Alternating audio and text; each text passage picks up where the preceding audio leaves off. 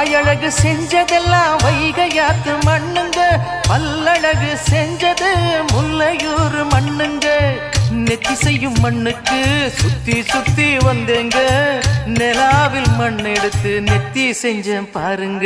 தந்தானே தந்தானே தந்தான குயிலே, சாமி தந்தானே தந்தானே என்னோட மயிலே. தஞ்சாவூர் மண்ணு எடுத்து தாமிரபரணி தண்ணிய விட்டு சேர்த்து சேர்த்து செஞ்சது இந்த பொம்மை. இது பொம்மை இல்ல பொம்மை இல்ல உண்மை.